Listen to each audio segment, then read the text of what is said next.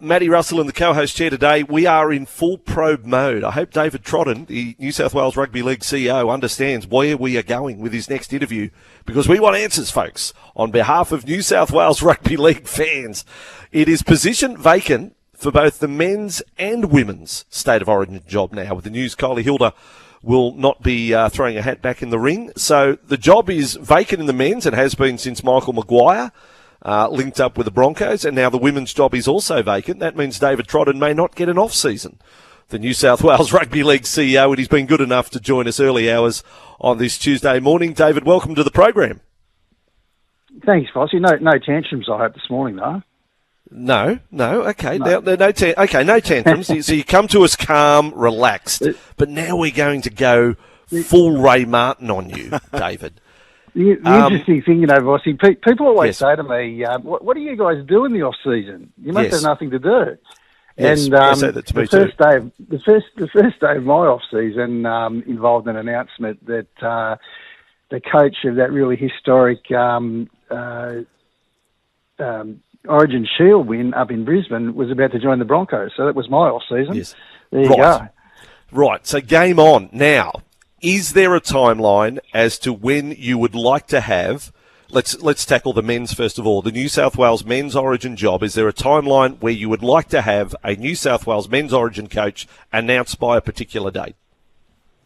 Well, I think it's in everybody's interest to finalise that process, but the real object of the exercise is to get the right outcome, and that will take as long as it takes. I mean, the object of the exercise is not to set a sort of an artificial time constraint and then work towards that.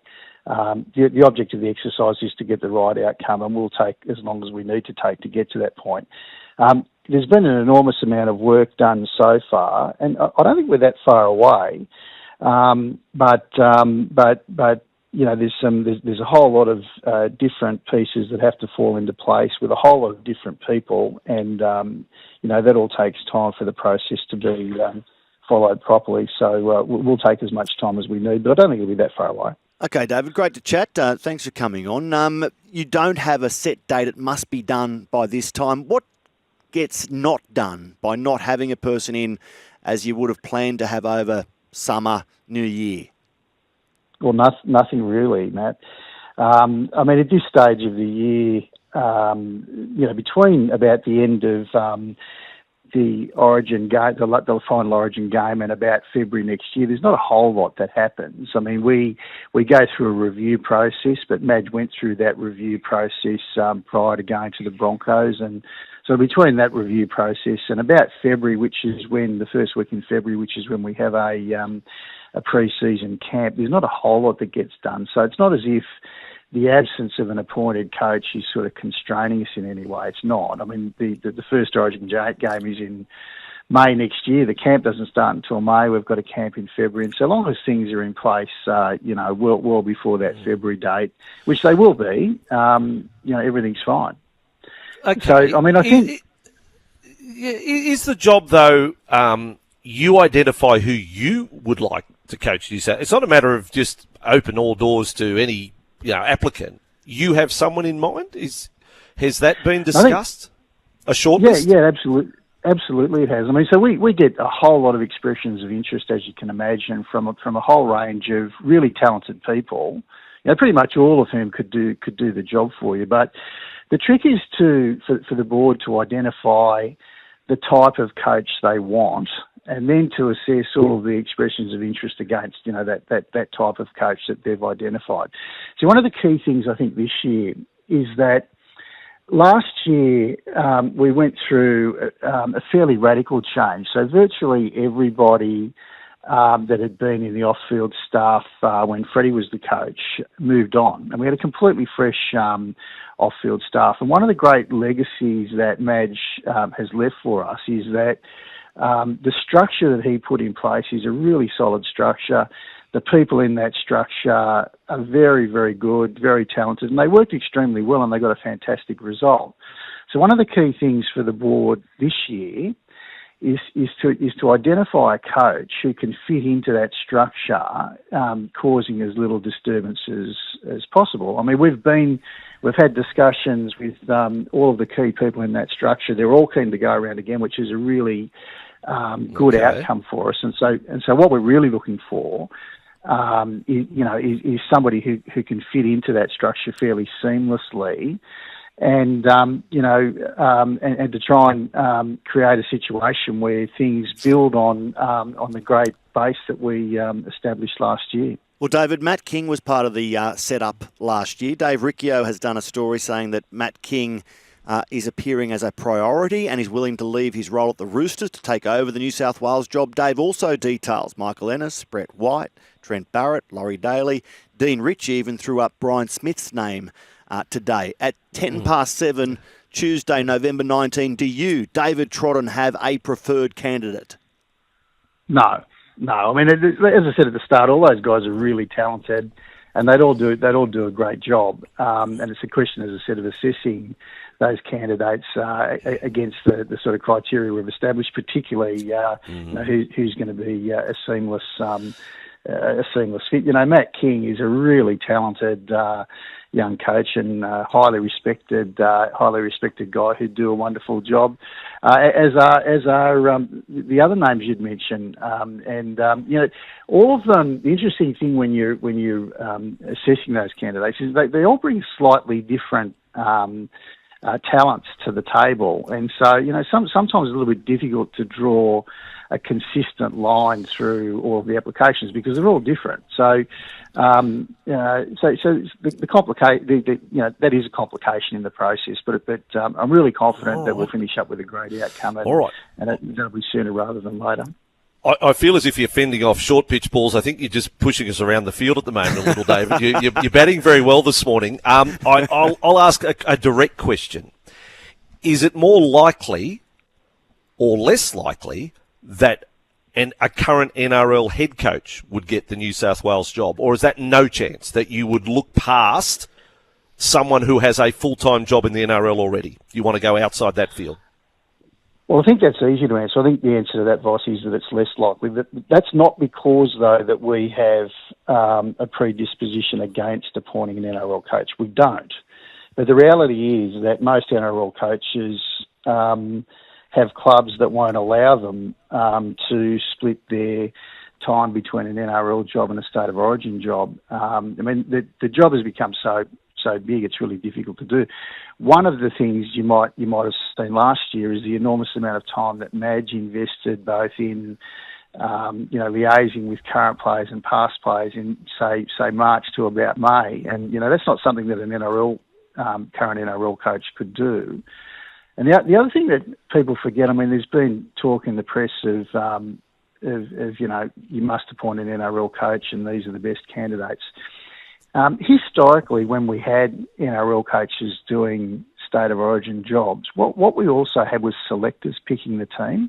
So in New South Wales case, like Bob Fulton, Bobby McCarthy, people like that pick the team. That doesn't happen now. The coach basically picks the team, and that adds another layer of conflict, which would impose greater difficulties on an NRL coach. So what happens if an NRL coach is faced with the prospect of leaving out one of his own players, because he's a player from a rival team? Yeah, no, that's right, David. I think Craig Bellamy said that years ago. Like, he didn't enjoy the experience. Like on the other shoe, he didn't enjoy the experience of coaching against his own.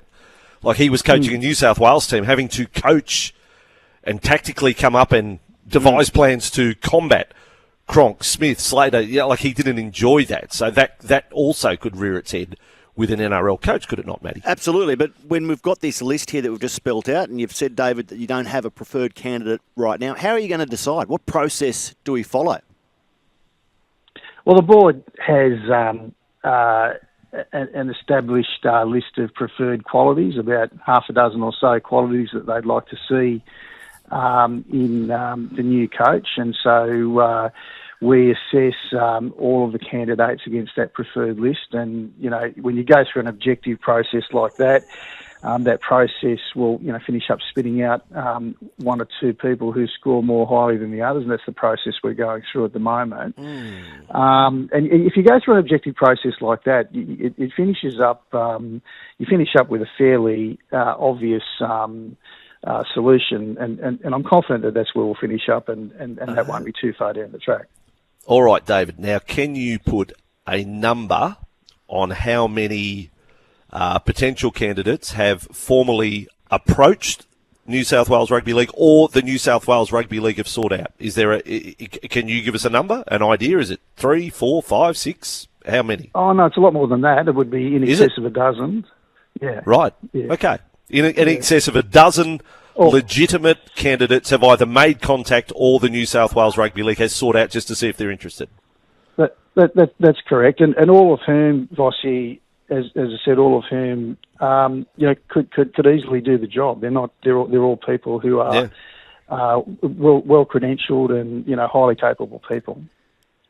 David, when it comes to Kylie Hilda and the women's job, would you prefer a woman take over, or you don't care? Well, Kylie, when she was appointed, she wasn't appointed because she was a woman. She was appointed because she was the best candidate at the time, and so. I think for all of these high performance roles, the condition's got to be that you appoint the best person for the job at the time. If that was a woman, that would be great. But I think best person for the job has got to be the precondition. And 24 hours or so after the announcement, have you had any applications, expressions of interest regarding the women's role? That'd be quick. It would be quick, but we probably had half a dozen expressions of interest by lunchtime yesterday. Oh, wow. Okay. All right. And so it's going. Within our all jobs,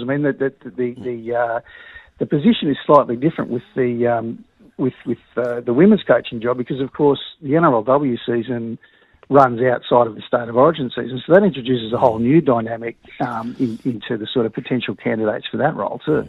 But it wouldn't escape that situation you spoke about regarding Craig Bellamy, about being in a difficult position coaching at club level and having to either pick or overlook players who you do coach in the season coming up. So again, would you prefer someone outside? That's correct. Yeah. That's correct. That's correct. Yeah. So you would prefer someone outside that wasn't tied to an NRLW club to coach the women's Origin team? Okay. Well, I wouldn't go that far, but it's another variable that you have to take into account, isn't it? Okay. All right. So I'm going to go back to where we started from, where we started the interview. I'm going to tick it off. Do you think we'll have a New South Wales Origin coach announced by Christmas? We'll definitely have one by Christmas, yeah. Okay. Will we have it by the start of December? I'm not sure about the start of December. I don't want to impose artificial deadlines, but I think we'll have one sooner rather than later. And the start of December, what's that? 10 days, just a few weeks away. I was going to say maybe not. Before the first test on Friday, it'd be handy. Before 1:20 on Friday. I can confidently predict that we won't have one by Friday, but not one by Friday. No, I think in the next, maybe 3 weeks or so, I'm pretty confident we'll have it all wrapped up and we'll have some exciting announcements to make. But on that note, David, the men's position. Yeah, on that note, have any formal actual interviews been held at this point? No. Have there been you sit there? No, so there's been none of that yet. No. So that whole process has to start. But mind you might have to have more than an interview with one person. They could do their whole presentation in one interview, I would have thought. With the type of candidate you're talking about, there's no mysteries here. We know who they are. The people, the background of the people. Yeah, that's correct. All right, David. Well, we'll let you off the hook then. Enjoy your off season. Enjoy relaxing, putting your feet up. You may stand out of the witness stand. Well, we've got a little bit out of it. David. But we wish the board well. It's a very important position, and it's a rare position that whoever gets the job is stepping into a winning series, winning team, rather than a team that has lost the series. So looking to pick up where the good work was taken this year. David, appreciate your time. Thanks for the opportunity. David Trodden is the New South Wales Rugby League CEO. You can react to the interview, 0457 736 736. Do you want to try and read through the lines, what you thought there? Some people are saying, oh, it sounds like it is someone, and I think you were going down that line, it is someone who was part of the support staff now. Are you saying Matt King is now the favourite as a result of what you heard there? Others are saying Laurie Daly, someone who's been there before in the job. We sort of glean from that, David said, less likely an NRL coach. So Gus said it can only be one of three people. It can only be Bellamy, Cleary or Stewart.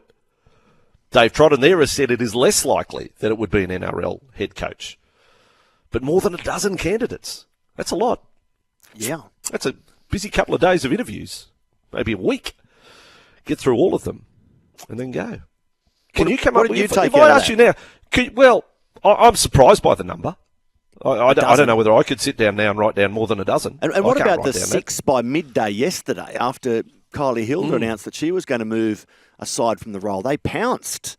But it's great to see these jobs being so attractive, Andrew. That's the uptick for rugby league. There are so many people wanting to be involved in this job. Tough job, coaching the Origin teams, but no shortage of candidates. Yes, Matt King, Michael Ennis, Brett White, Trent Barrett, Laurie Daly, and others. But I took out of that we're unlikely to see a current NRL head coach in charge of next year's Origin team. All right, and I'll say that we will get the announcement by the end of the first week of December. I'll say out of that. I think I'm going in between. So definitely by Christmas, but not in the next week. So we'll go inside 3 weeks is what I gleaned out of that. But you let us know your impression. 0457 736 736. Is there a name you want to throw forward to Mr. Trodden and the board? Do it now, right here on the text line, the home of Sport SEN. We're talking Blues Origin, positions vacant on this Tuesday morning breakfast with Vossy and Matt Russell. For Bryden's Lawyers, best legal advice if you need any help at all. Just put this number in the phone for the day that you may need that help, 1-800-848-848.